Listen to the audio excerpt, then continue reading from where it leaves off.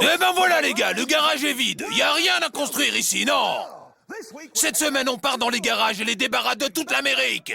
Vous imaginez? C'est le seul, l'unique, le Backyard Monsters. Dépêchez-vous. On ira se balader sous l'eau dans cette étrange boîte de conserve. Et tout à coup, ça fait boum. On détruira des voitures en utilisant toute la puissance de la pastèque. On tirait des poulets congelés avant, ouais. On fera même un tour sur un mélange de chopper et de bombes. Ça nous tuera tous. Tout ce que vous voyez ici deviendra inhabitable pour des milliers d'années. Et c'est pas fini. Notre première étape nous emmène au cœur du Golden State.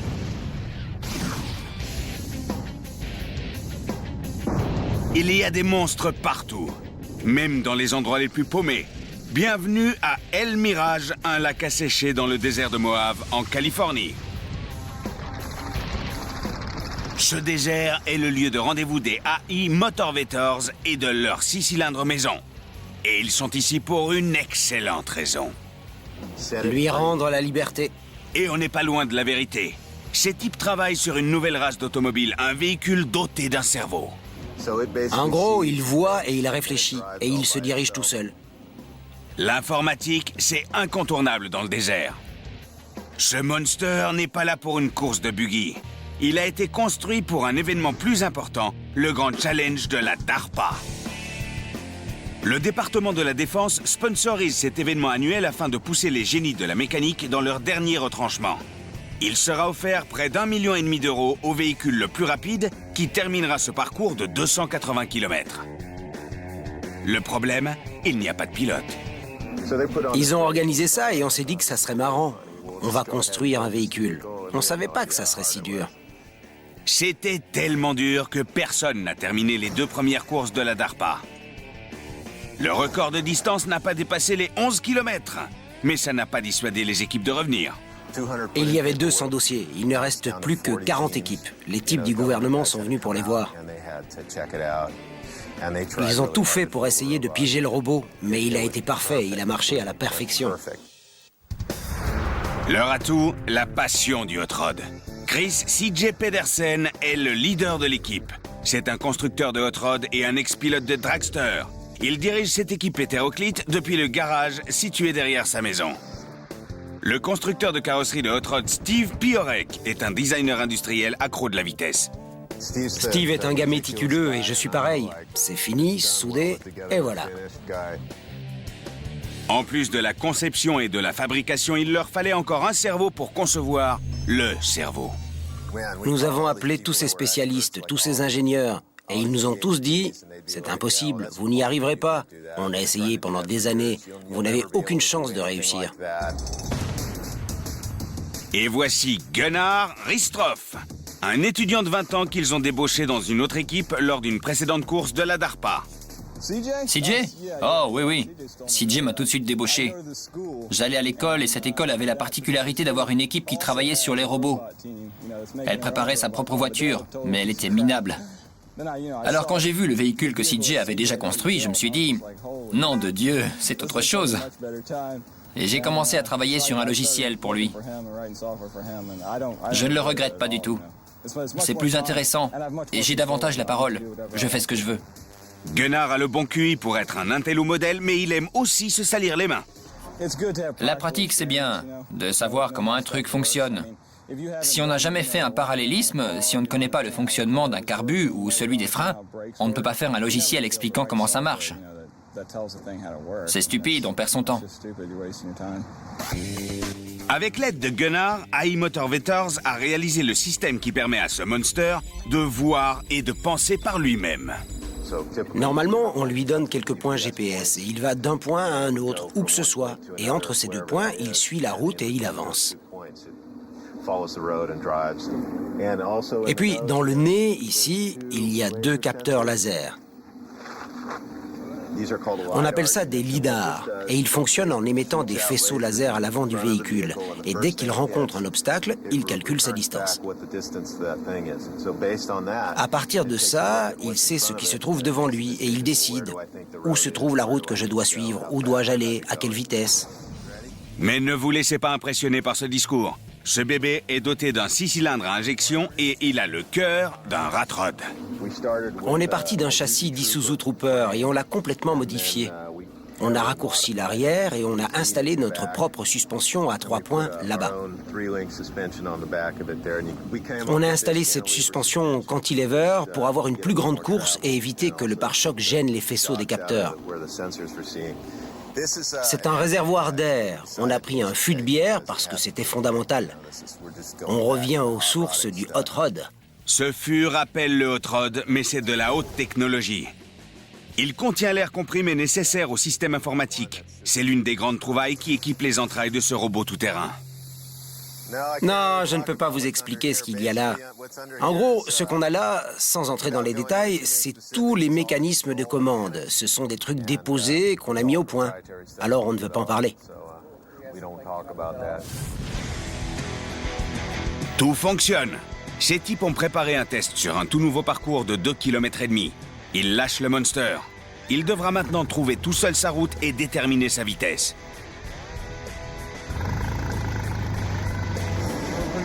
Ça se présente bien. Il fait à peu près du 25 km/h en ce moment. Il n'y a pas de télécommande. Cette voiture est totalement indépendante et se sert de ses propres yeux sur la route. Ça se passe vraiment très bien pour l'instant.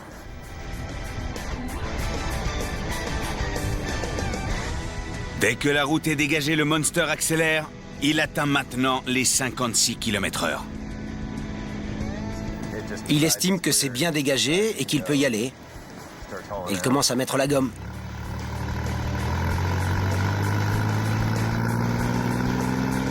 Et même peut-être un peu trop.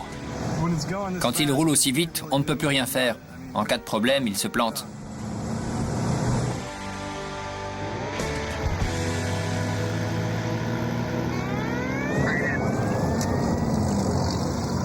Il y est? Non, Si. arrête-le, vas-y, arrête-le. Non, voyons ce qu'il fait. Arrête-le. C'est chouette. Tu veux pas voir ce qui va se passer? Alors que la bête se lâchait, elle a dérapé et quitté sa trajectoire. Gunnar voudrait la stopper, mais Chris tient à ce qu'elle retrouve son chemin toute seule. Laissez-la en liberté. Laissez-la en liberté.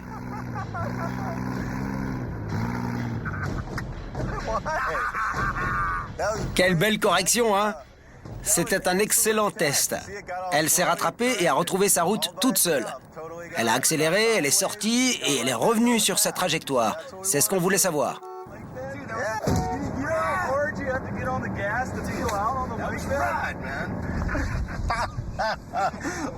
C'est magnifique. L'un des paramètres qui nous intéresse, c'est sa vitesse maxi. On parle de gain sur l'accélérateur. Le gain était un peu élevé et elle a eu de la chance dans ce virage.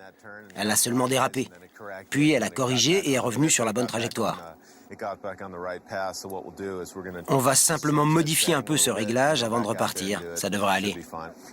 Elle n'a jamais autant dévié de sa trajectoire que sur ce lac asséché. Mais ça va. On l'a construite pour ça. On ne la materne pas.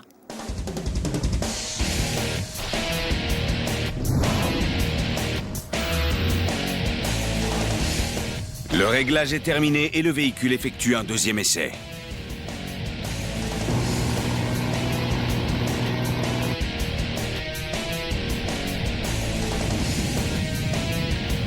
Ce Monster atteindra les points GPS en un temps record. À présent, il passe en mode télécommandé pour réaliser une série de dérapages festifs.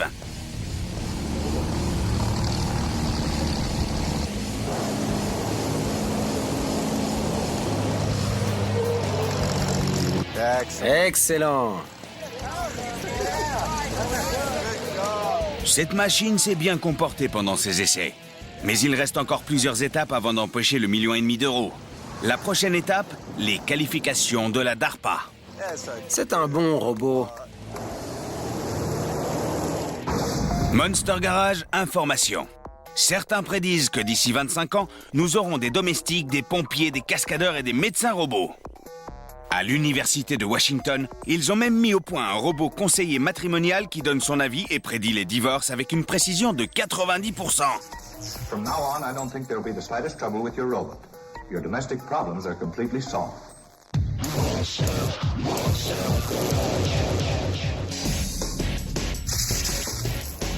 Bienvenue au California Speedway.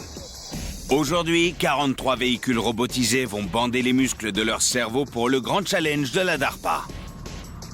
Mais ces véhicules ne concourent pas encore pour le prix d'1,5 million d'euros. Ce sont seulement les qualifications et seules les 20 meilleures équipes ressortiront d'ici en vie. Les règles de la journée. Chaque véhicule entièrement autonome doit effectuer un parcours de 4 km 300 sans détruire trop d'obstacles. Mais chaque tentative, qu'elle se déroule bien ou très mal, est notée par les juges de la DARPA.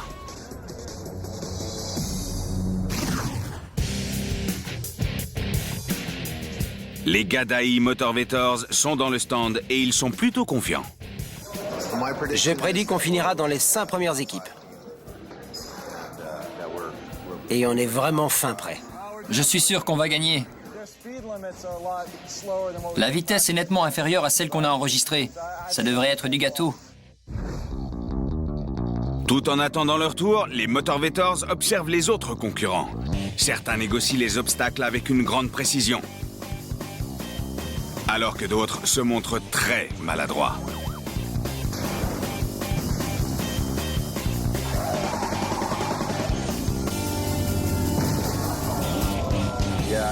Dans ma tête, je dépense mon 1,5 million. L'heure des Motorvators a sonné. C'est leur tout premier essai. À la dernière minute, ils décident d'ajouter un autre lidar pour donner aux Monsters une deuxième paire d'yeux. Ils les mettent en place et c'est parti. C'est vraiment chouette, peu importe ce qui arrivera. Vous avez tous bien travaillé. Beau travail.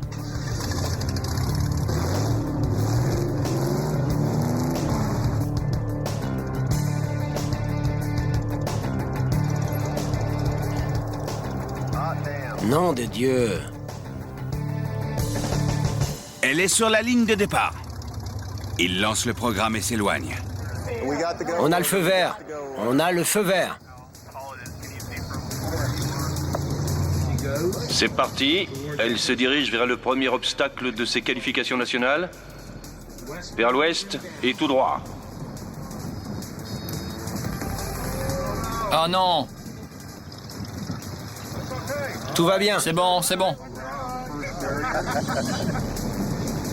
Ce hot rod automatique fait ce qu'il sait le mieux faire, foncer dans les lignes droites. On tient là un bon robot. Il se prépare pour les bottes de foin.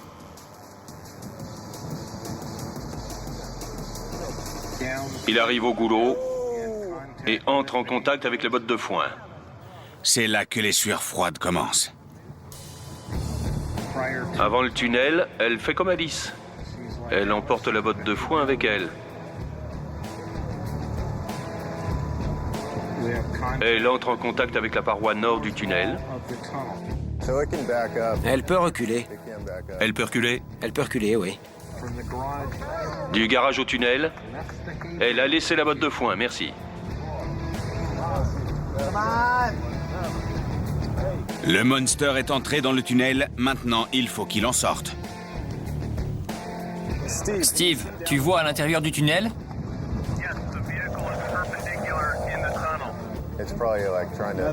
Il doit essayer de faire demi-tour, il doit savoir où il doit aller. D'accord, c'est fini. Le premier essai est terminé. Pas vraiment un succès. Chris et son équipe ont encore des chances, mais pas de temps à perdre. Gunnar identifie un problème. Voilà ce qu'il voit. Voilà les obstacles, ces cercles rouges. Ce point ici, c'est la position du véhicule. Là, c'est sa représentation de son environnement. Et le problème est qu'il devait traverser un couloir très étroit.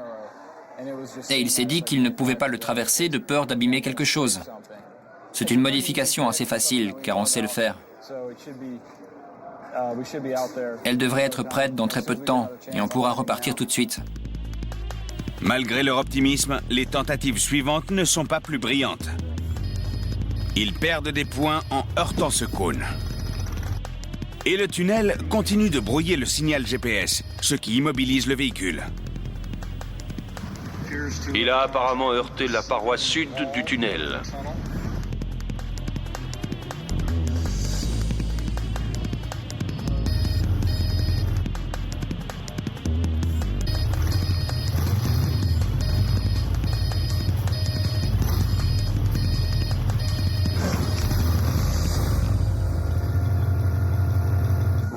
On ne peut pas entrer dans le tunnel. Dès qu'il y entre, on perd le signal GPS. C'est ce qui a tout fait rater. C'est la même chose lorsqu'il capte à nouveau le signal. Lorsqu'il atteint le bout du tunnel, il est à nouveau déboussolé. Ce sera la dernière tentative de l'équipe, mais CJ n'y croit plus. On est venu ici pour ça. On n'arrive à rien. On passe pas ce parcours ridicule. Je vais craquer. Ils doivent terminer le parcours et engranger assez de points pour faire oublier leurs échecs successifs aux juges. L'équipe se rend sur la passerelle d'observation juste au moment où la bête arrive sur la ligne.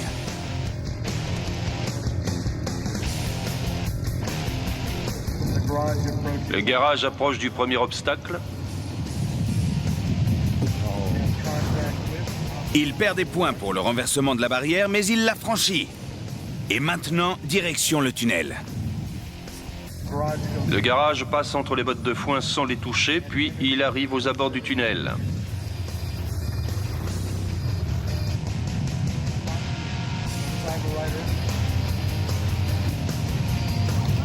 Super! La bête a franchi le tunnel. Il ne lui reste plus qu'à passer quelques obstacles et à franchir la ligne d'arrivée. Rien? Il n'a rien touché? Ah, mon Dieu. Enfin, excusez mon langage. Génial. Ils ont réussi. Leur Monster est venu à bout du parcours lors de sa dernière tentative. Merci. Vous voyez, on aimerait simplement se détendre un peu.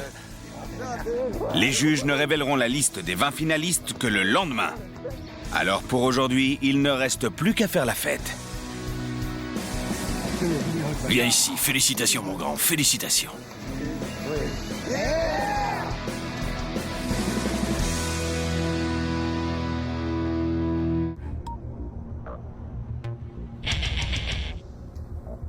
Le lendemain, les stands de la DARPA sont vides en dehors des AI Motorvetors. Pourquoi? Parce que les juges ont envoyé les 20 meilleurs véhicules disputer la finale pour le 1,5 million d'euros et ce Monster n'en faisait pas partie. Et alors, ça n'a pas marché? On s'en moque. On a travaillé à fond pour essayer de le faire rouler vite et elle renverse des cônes. Donnez-nous des cônes et on les renversera. Tu vois? Quelle est la suite du programme pour cette équipe? On rentre et on se repose. On a des projets pour d'autres véhicules encore plus extravagants qui vont les exploser. Je parle de véhicules autonomes qui roulent entre 160 et 240 km/h. On va pas laisser tomber, peu importe le résultat, on lâche pas. Personne ne peut m'arrêter.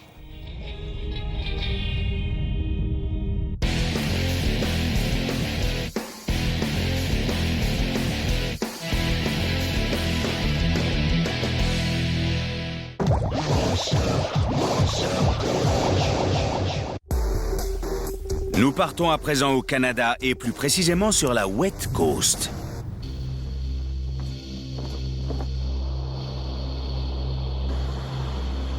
Les environs de Vancouver en Colombie-Britannique peuvent sembler paisibles, voire même idylliques.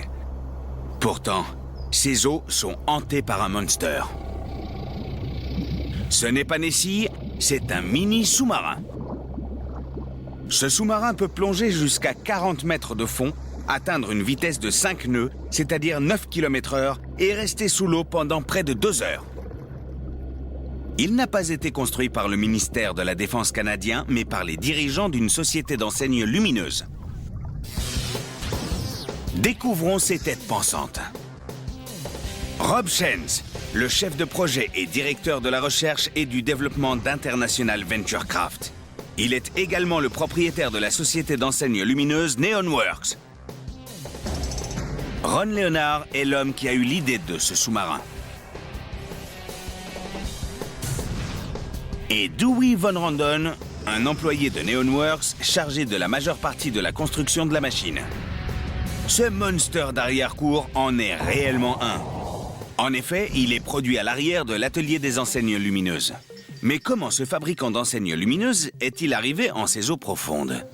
J'ai monté une société d'enseignes lumineuses en 1986. Et un ami, Ron Leonard, est venu me voir pour l'aider à concevoir et à mettre au point un petit sous-marin. On a construit un prototype et on l'a fait sauter plusieurs fois. Il y a eu quelques grosses explosions avec les batteries et des trucs comme ça. On a retenu les leçons et maintenant, on en est là.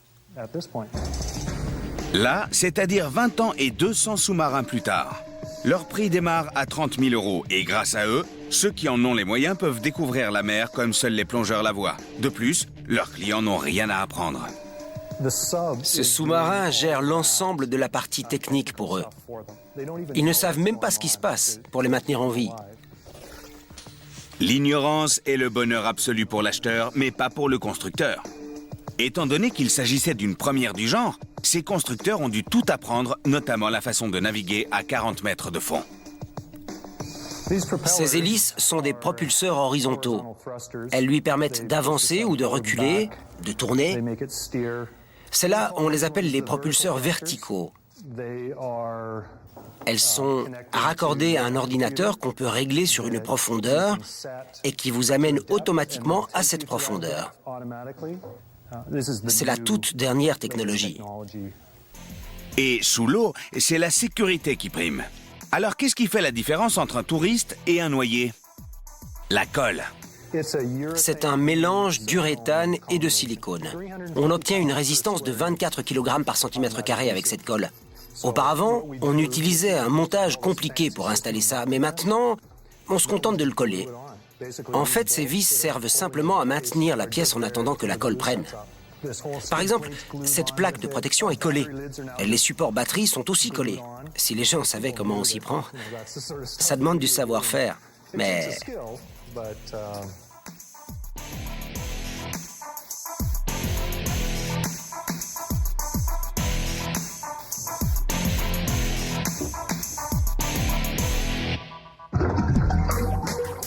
Mais Rob n'est pas le genre de dirigeant de petite entreprise qui rêve de conquérir le monde. Ses propos risquent de choquer plus d'un Américain. On ne tient pas à la voir grossir. On perd la maîtrise dans une grande entreprise. Si on les produisait en série, on n'aurait plus la possibilité de les modifier en permanence et on augmenterait les risques d'accident. Pour éviter les accidents, cette machine doit marcher parfaitement le plus longtemps possible. Assez de discours, on est là pour la construction. Tandis que Ron s'occupe du câblage de la bête, Rob réalise un siège capitaine en aluminium.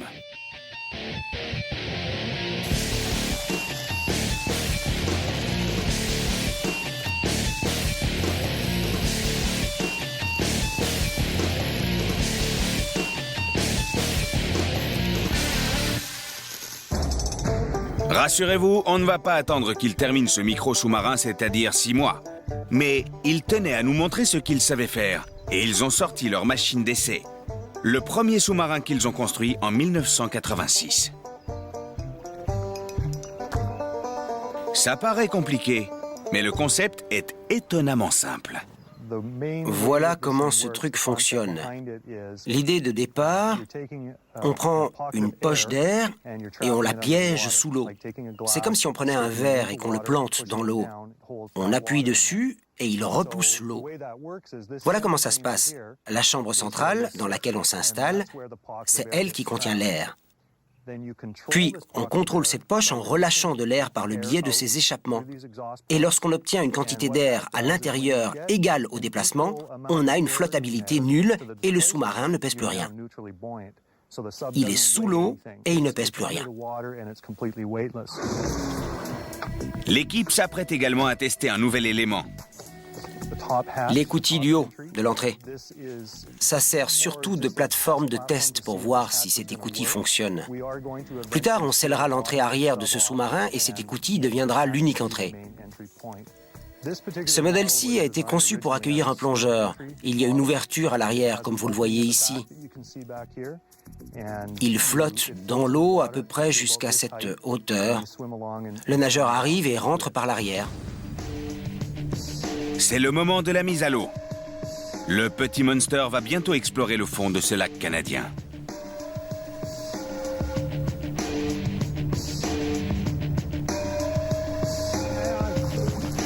C'est bon, il fallait le poser sur le fond.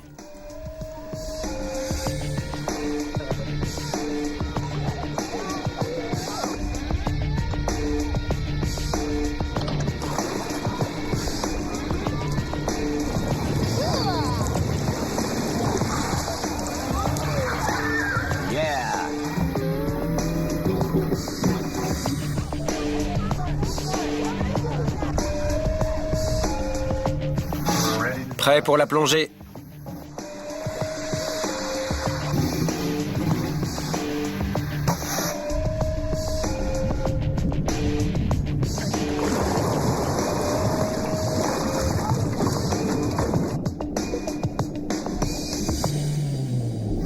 On peut maintenant se balader et observer le fond pour voir tout ce qui nous intéresse.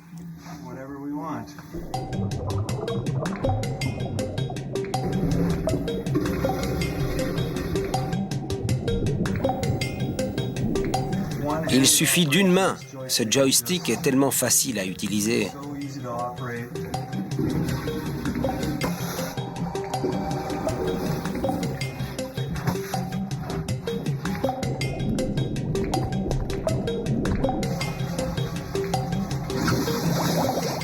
Tu vois la réverbération du soleil?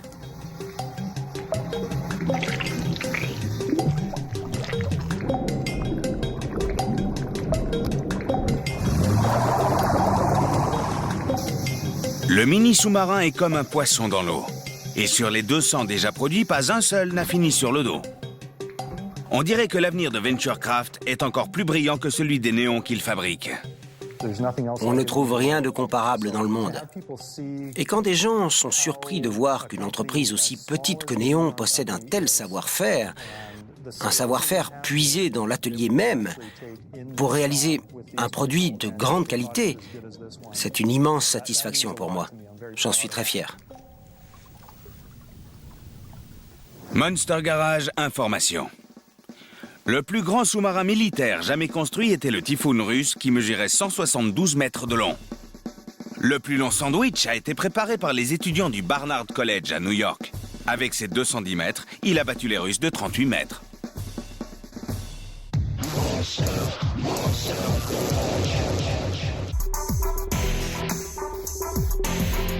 Prochaine étape, l'État de New York.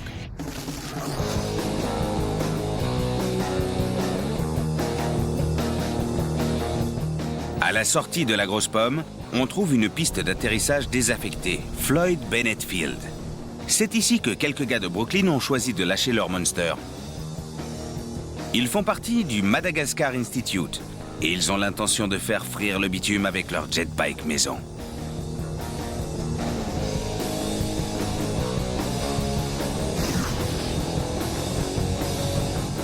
Il ne s'agit pas de n'importe quelle moto. C'est un cadre sans moteur équipé d'un pulso-réacteur. C'est une version améliorée des V1 que les Allemands envoyaient sur Londres et qui faisait un bruit terrible, comme vous allez le voir. Est-ce une moto? Est-ce un jet? Est-ce une bombe? Oui. Cette moto faite de briques et de broc est uniquement propulsée par un réacteur fait maison. Exactement le genre de prouesse dont raffolent les artistes du Madagascar Institute. Je monterai jamais là-dessus. Pourquoi? Vous plaisantez, c'est hyper dangereux. C'est pour ça que Doyle le fait.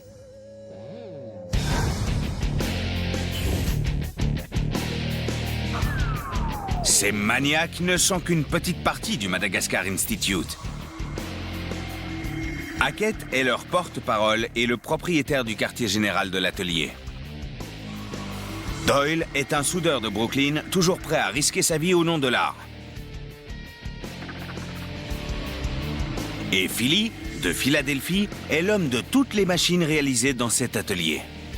Et qu'est-ce que c'est, ce Madagascar? Et qu'est-ce qu'ils font? Du grabuge. Il y a quelques années, on a reconstitué la catastrophe de Hindenburg. Beaucoup de pyrotechnie. Ma dernière cicatrice. À cause de l'art, je suis déjà presque complètement défiguré. C'est un collectif d'artistes. Collectif, ça sonne trop hippie. Nous, on parle d'association. Derrière ça, il y a l'idée d'une force monolithique qui écrase tout. Voilà ce qu'on cherche. Ces gars ne font pas du grabuge pour de l'argent. Ils le font seulement par passion et ils ont mis beaucoup d'amour dans ce bébé. Voilà comment il marche. Ce réacteur est propulsé par une série d'explosions. Et pour obtenir une explosion, il faut 3 choses. Du carburant, une étincelle et de l'air frais. Dans ce cas, l'air provient d'un souffleur de feuilles. Le carburant arrive en permanence. Et on a une étincelle. Boum, une explosion. Une partie des gaz sort par là, l'autre par là. Lorsqu'ils sortent de là, ça crée un vide ici, d'accord? Parce qu'il y a un déséquilibre de la pression. Alors on a une aspiration d'air frais. Et le gaz continue d'arriver. Ça rappelle un piston dans un moteur, mais là le piston est remplacé par l'onde de choc. Compris? Explosion, propulsion, air. Explosion, propulsion, air. Explosion, propulsion, air. Et cette réaction se produit 100 fois par seconde. Aucune pièce en mouvement. Ça peut sembler simple, mais il y a cependant quelques risques. Si l'une des soudures cassait, ça pourrait vous asperger de propane, du propane liquide enflammé. Et là, ça serait terrible. Assez de blabla, voyons si cette machine maison fonctionne. Prêt? Allumage. Air.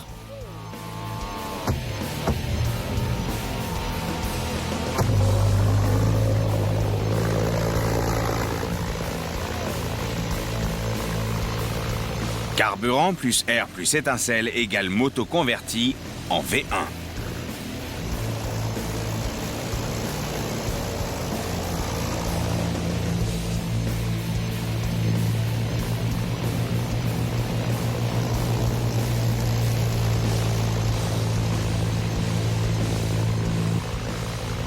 Ce Monster ne vole pas, par contre, il brûle. Ces tuyaux atteignent une température de 650 degrés.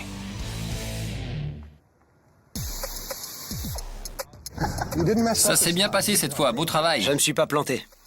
Elle est chaude comme l'enfer, mais avec ses 34 km/h, c'est certainement pas un démon de la vitesse.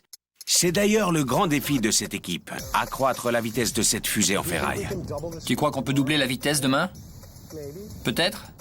Elle ira plus vite? Oui, elle ira sûrement plus vite. Je sais pas. 65 km/h, ça serait un bon progrès. Le problème, c'est que plus vite égale plus dangereux. Alors s'ils arrivent à accroître sa vitesse tout en restant en vie, on leur offrira des outils. On va installer un tuyau de carburant supplémentaire. On continuera à la démarrer au propane. On l'utilisera un moment, environ 1 minute. Et puis, on va fabriquer une ligne d'arrivée d'essence. De l'essence pressurisée avec de l'azote. Et lorsque le moteur aura assez chauffé, on enverra une bonne dose d'essence. Et on verra ce qui se passe. Et si on l'envoyait doucement? Ouais, tout d'un seul coup. Qu'est-ce qui... Ouais, l'explosion et le décès. Oui, aucune importance. Et il n'y a aucun moyen de le savoir tant qu'on ne l'a pas fait. On va tenter.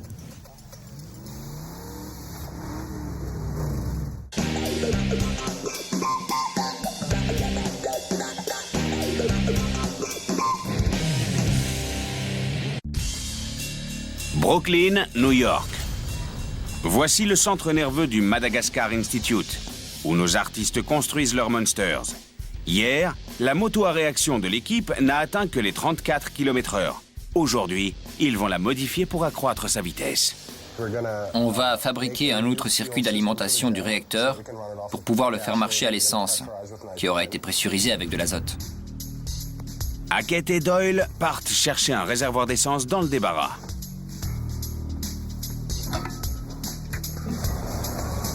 Ce réservoir est horrible. Ouais.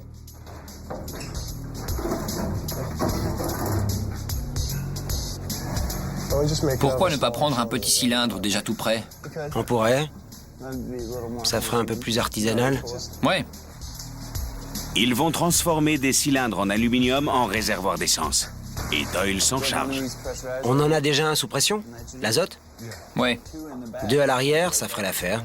Un pour le gaz, l'autre pour l'essence. Ça pourrait être chouette. L'équipe décide d'installer non pas un, mais 2 nouveaux réservoirs. Un réservoir rempli d'essence et un réservoir rempli d'azote pour pressuriser. Et on pourra régler la pression de l'azote qui va dans le réservoir d'essence. Comme ça, on la contrôlera beaucoup mieux. Et s'ils ne maîtrisent pas la pression? Si un collier lâche et que ça prend feu, on n'aura aucun moyen de l'éteindre et on aura une énorme boule de feu. Alors que Philly s'ingénie à trouver une place pour les réservoirs, Jason apporte une nouvelle pièce pour le réacteur. Tu veux installer ça? Ouais, vas-y. D'accord. On appelle ça une tuyère. C'est juste une pièce en acier que l'on monte à l'extrémité d'une sortie du réacteur. Elle est censée améliorer l'efficacité de la poussée. Je sais pas si ça marche, mais ça fera bien et ça nous plaît.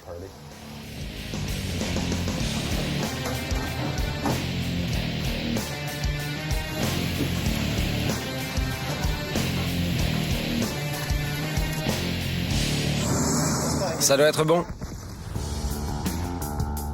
Philly a fabriqué un tuyau d'admission d'essence. Il vaporisera l'essence dans la chambre de combustion. Avant de raccorder le réservoir, il le teste avec de l'eau. Je parie que l'eau va gicler de là. On va le savoir. Ça fait beaucoup d'essence. Ouais, Ça fait beaucoup d'essence. ouais. Je crois que ces trous sont un peu trop... Gros? Ouais, d'accord. Tu penses que tu peux les réduire? Peut-être.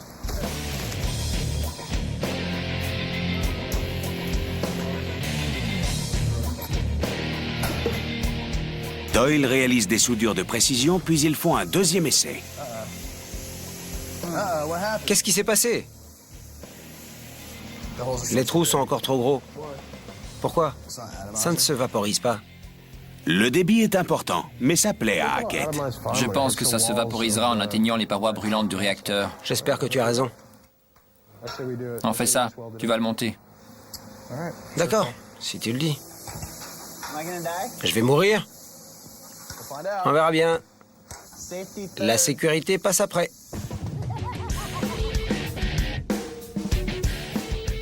Ils remplissent leurs bombes d'essence, puis ils les montent sur la moto et repartent sur la piste de Bennett.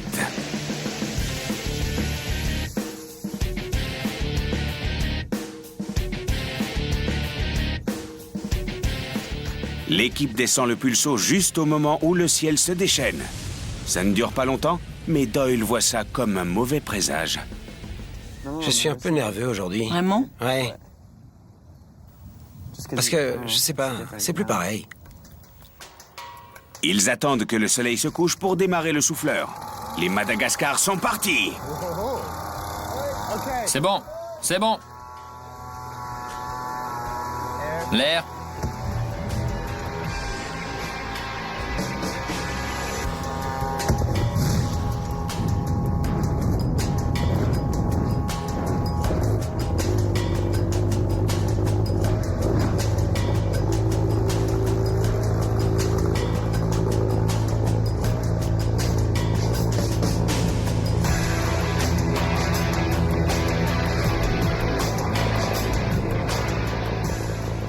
Pour prendre de la vitesse, Doyle envoie de grosses quantités d'essence dans la chambre.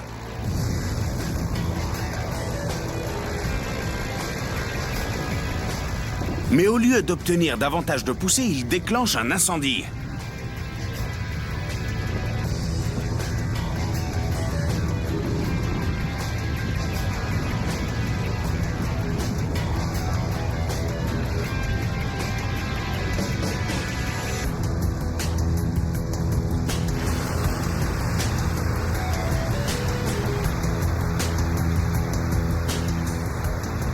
Devant une telle boule de feu, certains artistes paniqueraient. Mais Doyle remonte aussitôt sur son cheval d'acier. Bon, on recommence, mais cette fois, j'envoie pas autant d'essence. La chaleur a fait fondre les soudures de la tuyère. Alors il l'enlève et redémarre.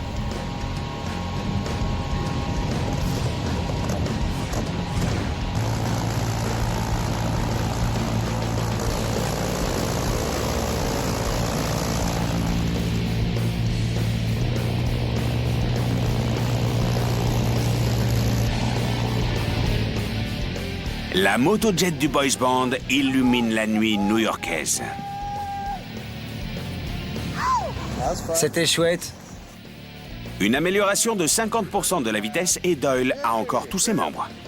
Ça a été un peu laborieux à certains moments. Où? Tout le temps. Comme quand tu envoyais l'essence et qu'elle a pris feu là-bas. Une fois de plus, j'ai pas réussi à tuer Doyle. Formidable.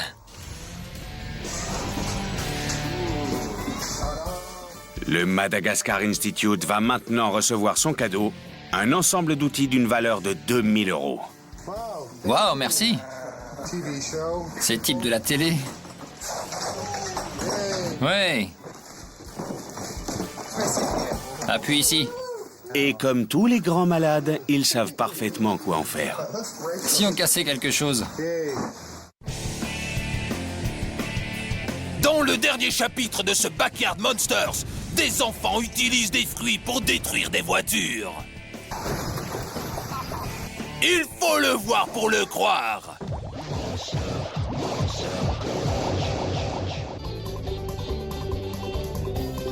Prochain arrêt, le Michigan. Salut les fans du Monster. Ici le Big Schwag, en plein centre du Michigan. On est à Fowlerville, un coin bien américain où la viande est rouge, les blousons de cuir noir et où les hommes exercent leur droit de porter des armes. Et en parlant du deuxième amendement, le voilà qui arrive. Bon Dieu, mais qu'est-ce que c'est que ça? Voilà mon arme. Le deuxième amendement. Le meilleur canon pneumatique de la planète. C'est vrai les gars, c'est un super canon capable d'envoyer un projectile à 1200 mètres. Et il utilise quelle munition? Des citrouilles. On utilise d'habitude des citrouilles, mais c'est pas la saison. Alors on prendra des pastèques. Pas de poulet, ni de dinde, ni de chat. Alors aujourd'hui, ce n'est pas n'importe quel champ de blé, c'est un champ de bataille. Et il faut une armée d'artilleurs pour faire fonctionner ce canon. Mais le vrai cerveau derrière cette bête, c'est Bruce Bradford. C'est un grand spécialiste des munitions et un champion du tir de citrouille. Voilà mes trophées. Des bagues de champion du monde. On l'a remporté en 2002 et en 2003. En 2003, on a battu le record mondial avec 1330 mètres. C'était le plus long tir de citrouille jamais réalisé dans ce championnat. L'équipe doit d'abord assembler ce super canon de 9 tonnes 5. Le plus difficile est de raccorder cet énorme tube qui l'allonge de 22,50 mètres pour un total de 30 mètres. Mais ce qui rend ce canon vraiment cool, c'est pas sa taille, c'est sa puissance. Et la poussée derrière la pastèque n'est pas provoquée par de la poudre noire, les gars, mais par de l'air. C'est un canon à citrouille à 2 étages. Il fonctionne grâce à de l'air comprimé. On commence par déclencher la basse pression. La citrouille monte dans le fût, ou bien la pastèque, et puis on envoie de la haute pression pour l'envoyer loin. Voilà le compresseur pour l'air du canon. Et notre tableau des commandes pour déclencher le canon.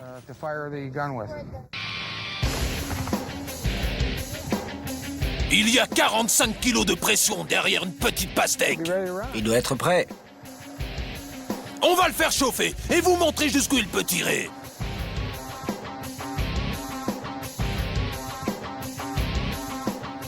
Ils actionnent leur sirène pour nous faire dégager. Et c'est le premier tir. J'ai jamais vu une pastèque voler si vite. Jusqu'où est-elle allée, les gars? La nouvelle arrive du fin fond du champ. Elle a atteint l'objectif. 1200 mètres. Bruce, t'es génial. C'est fantastique. C'est cool, mais on n'est pas ici pour un record de distance. On est là pour voir un vrai Monster Challenge. Voici les règles. Tous vos 10 points. Ils ont 12 pastèques qui peuvent infliger de gros dégâts. S'ils atteignent les 100 points, on aura un petit cadeau pour eux. Des outils électriques pour une valeur de 2000 €.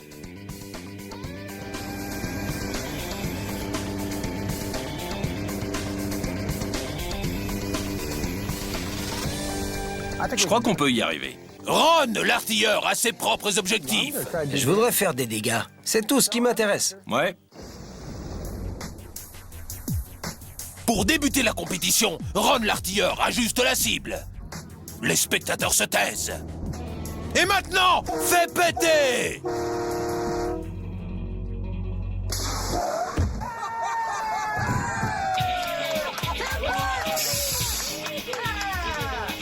Exactement ce qu'on visait.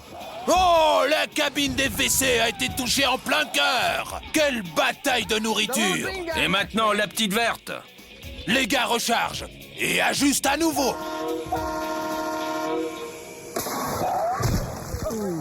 Oh, et c'est raté. Elle a touché la roue, elle est passée entre les deux, c'est incroyable. Remonte-le d'à peu près ça. Oui. Ensuite, on le baissera. C'est les commandes du canon de la tourelle. On l'oriente à droite et à gauche, en haut et en bas. D'accord. Cette fois, je vais juste le relever un peu. J'espère que ça marchera. Il leur reste 10 pastèques pour atteindre leur objectif. Cette fois, ils chargent 2 pastèques pour faire 2 fois plus de dégâts.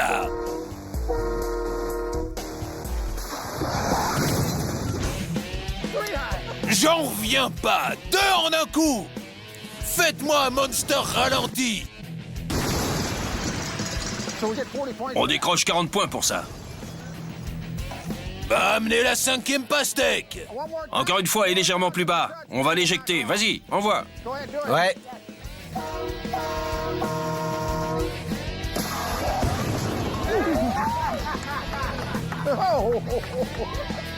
Le fruit a traversé la tôle comme du papier.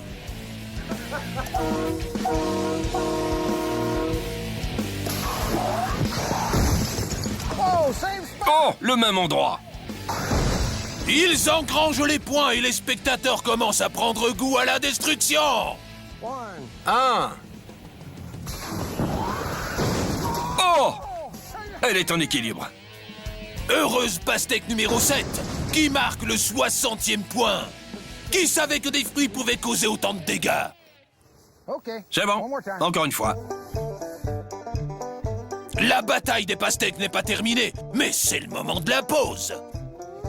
Savourons les fruits de la bataille.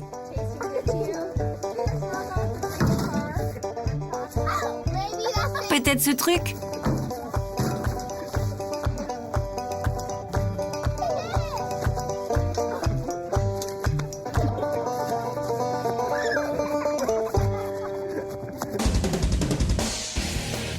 La casse, c'est tellement cool qu'il faut laisser les gosses en profiter. Encore.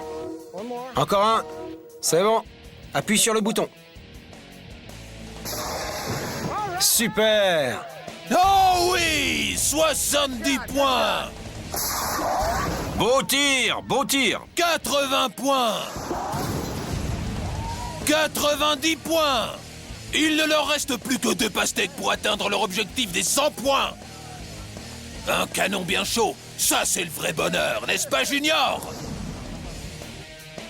Et maintenant, on a un challenge spécial pour la petite Tara. Pour les 10 derniers points, cette petite demoiselle va essayer de toucher le Père Noël.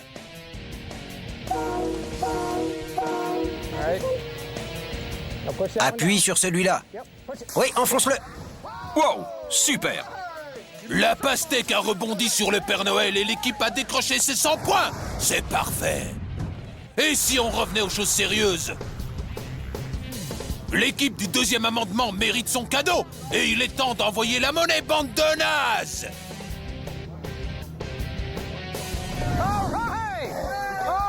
Merci, merci.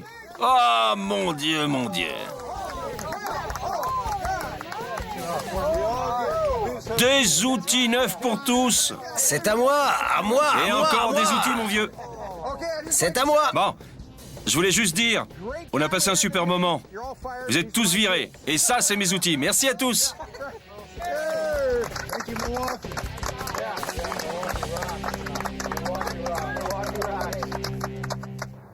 Ce truc peut vraiment envoyer des pastèques. Mais Schwag aussi peut le faire.